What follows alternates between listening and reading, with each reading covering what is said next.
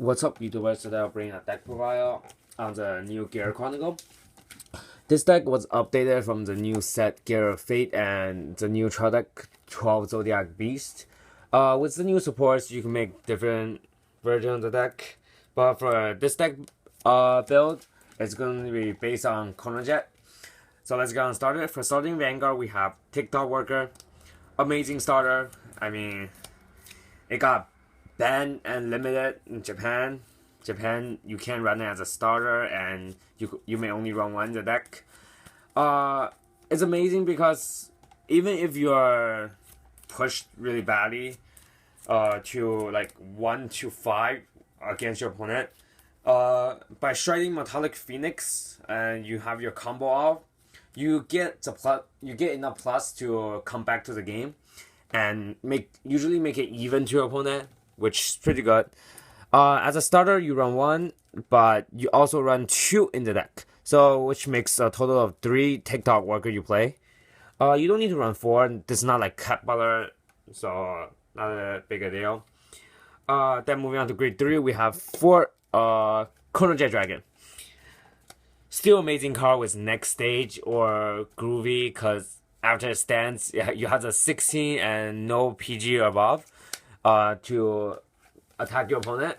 It's because your opponent will waste a perfect guard usually on your Groovy or Next Stage attack, and then they have to waste a G Guardian or 20k shield on your attack with Chronojet. If you have critical trigger to soul charge or booster you didn't use, that's more power. Second skill, you hardly use it anymore now. It's when you shy, you could counterboss 1 and choose one your opponent's rear guard, return to the bottom deck. You don't really use that skill anymore, but you could still use it if you want.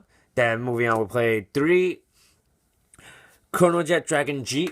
Chronojet Dragon G is similar to Chronojet Dragon, because his first skill also gains power, but the difference is that you gain power and also to your 12 Zodiac Beast as well.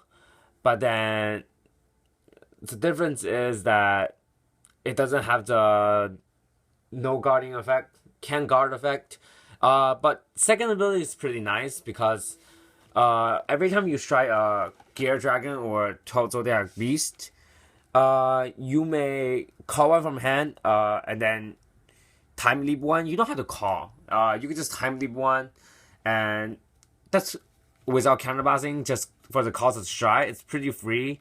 If you have this as Vanguard and you strike Metallic Phoenix first, you can't get that skill off. But Metallic Phoenix also time leap, so give you pretty much a good enough plus.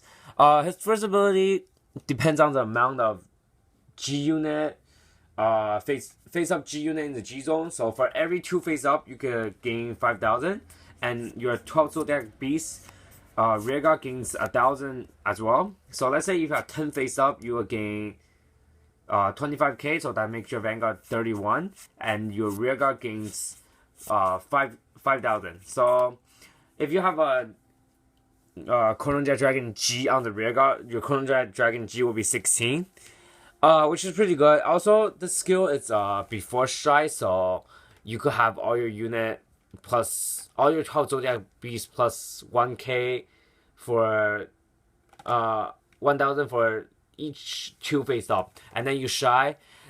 Apparently that's what happened during the anime, so I'm not sure if you could do that. Then moving on to grade 2, we have still the best card for History Maker. Help you time leap. It's pretty good. You don't need boost. That's the best part. It's other like Twin Sword and other cards that needs boost to activate skill. This is actually pretty free, but then without the boost, it's only a 9k. Still, the time leap give you pluses, so you run 4. Then we play Upstream Dragon. Still a good card right now. You could combo it with TikToker as well, but you get a grade 3 out instead of grade 2, so that's the downside. But then, not bad. Still pluses. As a grade 2, this is pretty good because this just returns you something that you need. There's a new grade 1 you could call out from this skill since you call unit at rest. Then moving on, we play 3 as a new dragon. Its skill is when this unit plays on rare from your deck by time leap, you could, and if you have a Chronojet Vanguard, it gains 2000. Second ability is when this plays on rare, if you have a grade 4 Vanguard with Chronojet in his name, you could choose a grade 2 to time leap. Other than itself though, oh, actually you could time yourself. So basically you could call this and then time leap this, but then it's just a free call on time leap then. Then moving on, we play one copy of this. To downgrade your opponent's starter early game if you have it. I mean, most of the starter now has GB1 effects such as TikTok Worker, and by putting it back to the bottom deck, no, putting it back to the deck, they shuffle though. Because you can't call anything below grade 0, so they just return it for nothing, which is pretty good. You can still play it. One's good enough. I mean, just for the starter. If not, anything that you don't want them to have on the field, but then they call something one grade less. So starter usually is the best choice. Then moving on to grade 1, we have 4 PG. On flip damage, that's all as counter charge. This is the only target. This is the only card in the deck that could counter charge. So you need to see how you spend your counter blast, because it's pretty heavy for this deck. Then moving on, we play 3 Strider. It's there to try. I mean, both of them is Chronojet in his name, so you know how to use the skill to search. That's basically it. Then moving on, we play 4 Melon. You could take, you could play 4 or 3, depends on you. I still play 4 because I wanna have maximum chance to combo it off with TikTok Worker, but you can play 3 if you want. And if you do, you could play 3 of this small Chronojet Dragon. I play 2 right now. Colossity Dragon, I believe its name. When this is caught on rare, you could choose a unit gains 2000 as long as you have a Chronojet Vanguard. And that unit gains a skill when attack hits a Vanguard, you could time leap a unit. So basically with upstream, you could call this at rest and then choose a unit gains the power and also the skill. Since at rest you can do anything, so this has an extra skill, which is pretty nice. Then moving on for triggers, we have 4 Chronojet crit.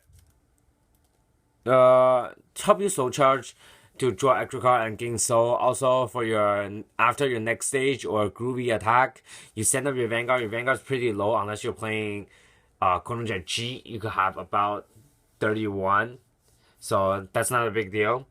Other than that, if you have Chronojet, it gives you extra 5k, makes Chronojet 21 no PG, which is better. And you draw extra cards since you discard 3 for the triple drive, which you gain nothing. Then we play 4 more crit. I mean, I play this only because it's hollow, nothing else. You can play any crit you want, makes no difference. Then we play 4 heal trigger. I mean, it's there to help you heal and G Guardian. Then we play 2 stand trigger. I mean, stand is a good card, has a good ability, which allows you to, when this is being time leap, you could return this to the bottom deck and draw 2, then return 1 and then shuffle your deck. So basically let you draw 1 and let you change your hand if your hand's pretty bad. Then we play 2 draw trigger. If you don't want to play the draw trigger, you could change it to crit or stand if you want. You could play 3 stand and 9 crit or 10 crit, 2 stand. Depends on you. I play the draw trigger because it can fill up your soul and it gives you an extra card in hand. Then moving on to the strides, we have 2 Metallic Phoenix. Phoenix is good. First turn stride, give you GB2 and help you to set up for your Groovy too. Then we play 2 Groovy. You only need to play 2. I mean, more than 2, it's pretty useless. Since it's heavy costs and with everything and all those stuff. That's why you need other stride too. So you still play 4 next stage. Next stage is a good card. I mean, restand, and 2 of them you're gonna use it for groovy skill anyway. So you only can strike next stage once. Then we play 2 Ragnarok. Ragnarok is there for groovy skill to go off. That's it. You don't shy into regular card at all. Then we play one Fate Rider. Fate Rider is pretty good late game because you flip a lot. You have a lot of fates up in your G zone, and Fate Rider's skill give a lot of power too. That's why you could play one. Then moving on to G Guardian, we play two Urulu. I mean, return a heal trigger or any trigger you want, and a random card.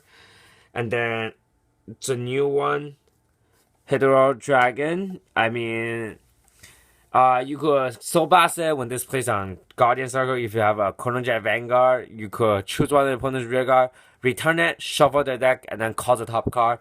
So basically, if your opponent playing a deck that stacks trigger, you could just change it up. That's the good part. Then we play one of the 10k. This 10k Guardian, its skill is when this plays on Guardian Circle, you could choose one of your grade one and return it to the deck, and then call a grade 0 out, and then gains 10. That's pretty much it. For Groovy, how you play to copy 2 unit right away on the second turn you try. So basically, you first turn try Metallic Phoenix, flip a Ragnar Clock. Then second shot, you go to Groovy. Groovy's second ability is GB2. You could Soul Blast 1. Choose a G unit from your G zone and flip it face up. Then this unit gains 5,000 until the end of the turn. So it makes yourself 31. So with the Soul Blast, you flip a Chronojet. You flip a next stage. Then you activate its GB3 skill. Flip a Groovy. And copy Ragnar Clock and next stage ability. So when it attacks, you counterblast 1 for Ragnar Clock. Then after attack, you counterblast 1 for next stage, and then you pay the cost. So that's basically 1, 2, 3, 5, and 7 unit gone right away. So that's why you wanna have one more next stage and Phoenix and Fate Rider to shy. So this gives you 3 more shy to go to use. Plus, you're playing 5 G Guardians, so you could just flip one with Phoenix. So the G unit is fine. You can play 5 G Guardian. If not, you want to take one out, you can take one header out. But I'm not sure what you're gonna play other than an extra G Guardian. So there you guys have it. Hope you guys enjoy this, and I'll see you guys next time.